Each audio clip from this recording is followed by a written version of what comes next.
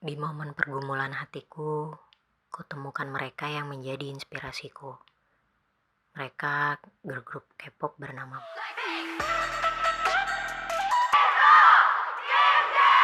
Selebritis pun turut hadir datang melihat keempat personil, Jisoo, Jennie, Rose, dan Lisa. Loud, everything was kind of decided like 80%. จะเป็นเหมือนแบบวงดนตรีอะค่ะทั้งวงดนตรีแล้วก็ นี่ก็ฝึกซ้อมมานานไหมคะกับท่าเต้นบีบอยหรือเปล่าคะ 저는 처음에 확신을 갖고 간 사람은 정말 안고 그러자. it was a really hard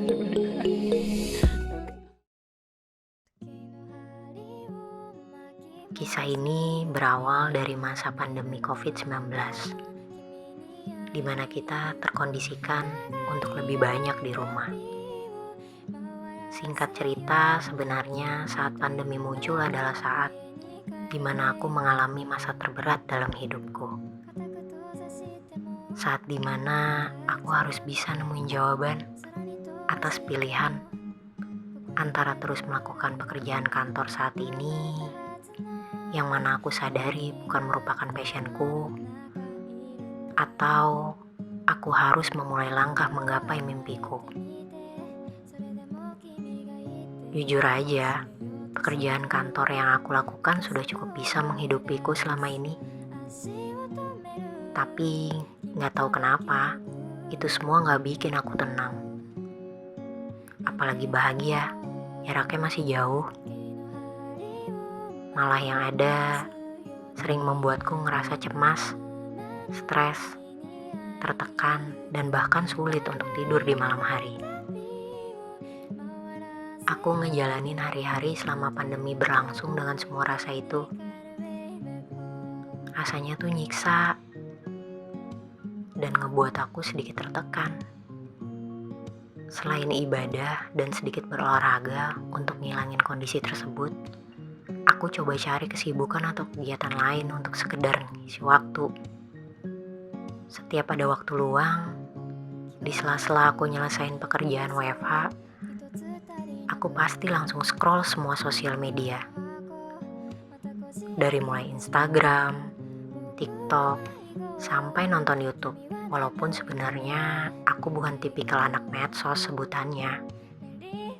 Tapi gak terasa semakin hari aku mulai bisa sedikit terhibur dari sosial media. Aku ingat waktu itu ramai tren di sosial media orang-orang ngebahas film-film drama Korea yang tayang di Netflix. Aku coba ngikutin tren itu. Coba nonton salah satu drama yang direkomendasikan para tiktokers. Mereka menyebut diri mereka yang rajin ngebuat konten di aplikasi TikTok itu. Ternyata nonton drama Korea tersebut mampu membunuh waktu luangku dengan cepat setiap harinya.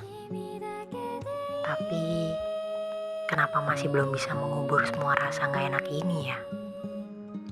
Aku ingat waktu itu pas aku lagi rebahan siang hari, aku scroll TikTok, muncul satu konten yang ngebahas girl group Blackpink. Entah kenapa saat itu aku nonton sampai habis. Kontennya tuh nyebutin kalau fansnya nungguin banget comebacknya girl group ini. Sebenarnya aku udah lama tahu ada girl group ini, tapi jujur aja ya, aku nggak tahu yang mana aja personilnya sampai aku ngelihat konten tersebut. Karena penasaran, akhirnya aku coba browsing lebih lanjut tentang mereka. Iseng banget ya, saking banyaknya waktu luang kali. Setelah aku browsing, then the more I know about them, the more I amazed. Ya, kutemukan kisah perjuangan mereka yang ternyata sangat luar biasa. Mereka yang berani mengejar mimpinya di usia awal beranjak remaja, tanpa ada jaminan mimpinya akan terwujud. Bayangin aja, sebagian dari mereka bahkan harus ninggalin rumah dan jauh dari keluarga. Harus berdiri kuat memegang teguh untuk terus ngejar semua mimpi-mimpinya. Mereka Mereka yang saling menguatkan dan bangkit kembali berulang kali ketika hampir menyerah. Mereka yang berjalan tanpa lelah melalui semua masa berat sebelum akhirnya mimpi mereka mulai terwujud satu persatu.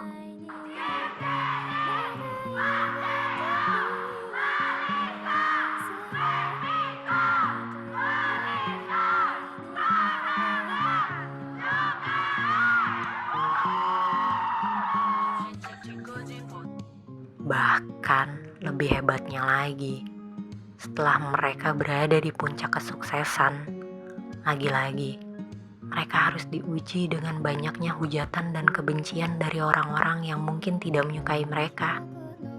There's no place in this world for But it's racism. like, it's Lisa. You know, Lisa deserves this. Many Korean netizens have been attacking Lisa for not being a pure Korean idol. There were some Korean netizens who started bashing Lisa, from her appearance at award shows to just downright racist attacks. There's obviously always going to be people that try to knock you down. Mereka yang semakin dijatuhkan, dicemooh, dan dihujat cukup membuktikannya dengan hasil karya-karya dan berprestasi.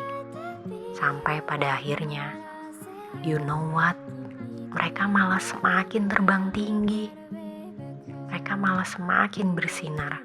Keren banget kan? Ibarat lilin, mereka rela terbakar demi bisa menyinari. Mereka rela bersakit-sakit demi bisa menghasilkan karya yang banyak menginspirasi orang di dunia. Kisah perjuangan mereka itu yang membawaku ke titik saat ini. Mencoba mengejar mimpiku tanpa rasa takut dan lelah, tanpa tahu garis finishnya. Inilah aku. Aku yang hanya satu dari jutaan manusia yang mungkin terinspirasi oleh mereka. Aku yang akhirnya menemukan jawaban. Aku putuskan untuk berani mengejar mimpiku.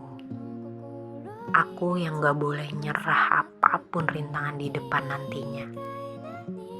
Karena akan ada saatnya aku juga bersinar. Bersinar untuk orang-orang di sekitarku. Kisahku, kisah mereka, dan kisah kalian mungkin berbeda. Namun satu yang aku percaya, kita semua akan bersinar pada waktunya.